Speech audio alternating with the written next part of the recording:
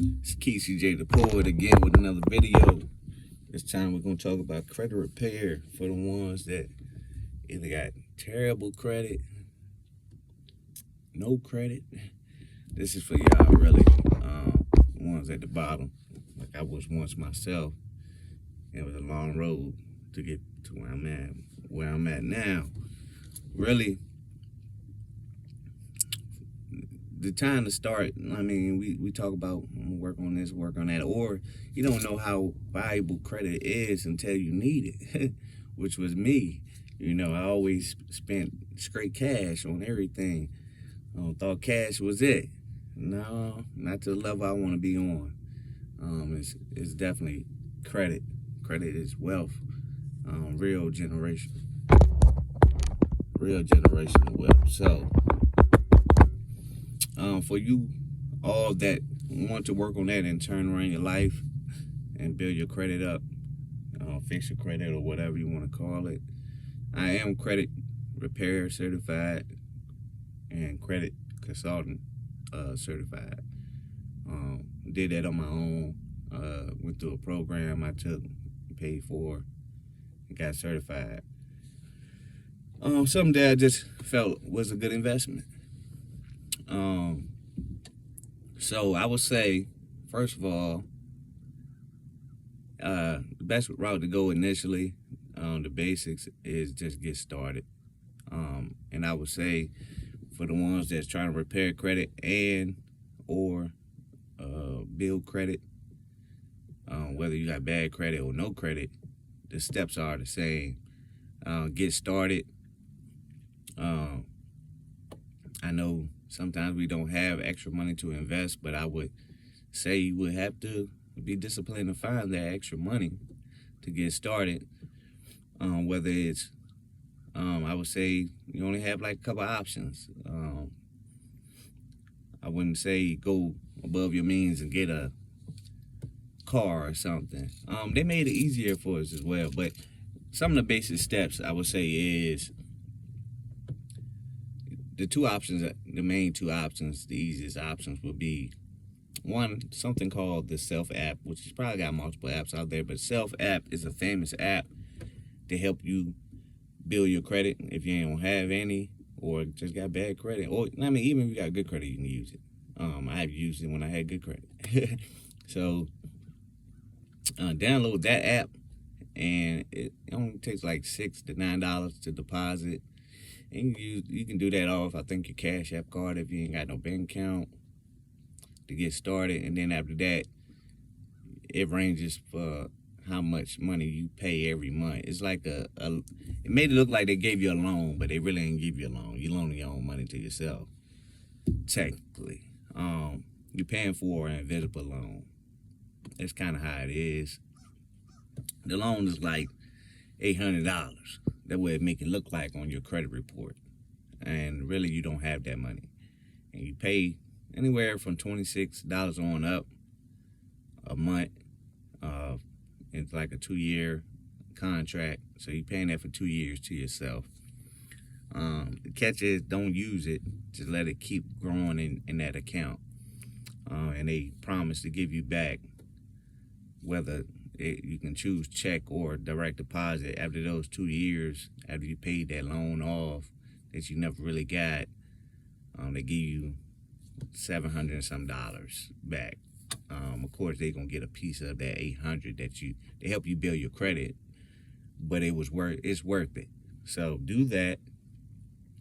I would say that would be the best option ever, really, because then after you pay like $100 in there or whatever it is, they offer you a credit card, and you basically transfer some of those money that you paid and saved, technically, because that's basically what you're doing. You're saving your money, but they make it look like you took out a loan from them, and now you're using some of that money to make it look like you got a credit card from them.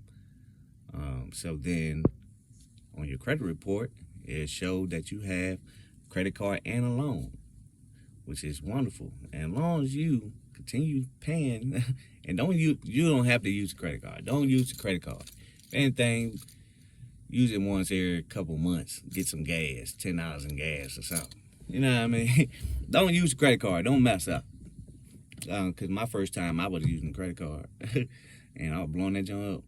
But that's gonna end up on your credit report. You know what I mean? So don't mess that up. You know what I mean? They're giving you a chance. So definitely don't really use the credit card, but definitely get it when they give you the option, and continue going from there. And of course, you can keep on increasing that. Seeing notifications, you can increase your credit card limit because you've been paying the loan. So now you got more money saved from that loan, and you can transfer it to your credit card that they give you. So it continues helping you on both ends, paying off a loan, where showing on your credit report that you're paying off a loan, and you keep on getting higher credit card limits. So within those 2 years, you're definitely going to hit a good rank, and you're probably going to be at 600 some credit score, or close to 7, if not at 7, if you remain disciplined with the program. Other than that, I would say you would need to, if you want to go the other route, you still need money to get you a credit card. If you want to go outside of Self, I would just say do the Self app and just do that for 2 years. And of course, you can add extra stuff after you've been doing it. And your credit score go up. You got more options there off you. Don't jump on every option. Don't keep applying for all these different credit cards when you know your score low. Just don't do it. It's a waste of time. It's not gonna help you. You know what I mean? Cause them pools gonna drop your credit score, and it's gonna remain like that report gonna remain on your history for like 2 years before that drop off, showing that you tried to apply for all these different credit cards. So don't apply for no credit cards if you're really trying to get to that next level. Just do the Self app, go through the steps, take what they offer you, keep going. And that's really the main thing. The other options, you know what I mean? If you can find somebody that got good credit, that's cool, and you can use the piggyback option. Like it's really a way to get ahead a little easier. Could take their credit history and put it on yours from whatever card or something that they put you down as a user. What I would say is, if you try and do that, to try to negotiate that with somebody that, you know what I mean, may be willing to do it. Just let them know, like, look, don't give me a credit card though. You keep that card, but just make me an authorized user, and then that way I get some benefits from it. That's simple as that. You know what I mean? So that's another option of building your credit.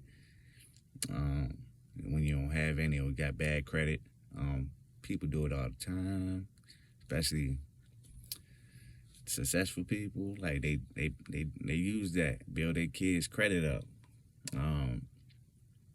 So even with that, I know some credit cards and stuff, or people, like, you know what I mean, kids be building credit. Technically, kind of, not by law. You know, by law they gotta be at least like 18 years old, but technically, as long as they got a social security number, it's a way of some ways of building your kids' credit from the beginning.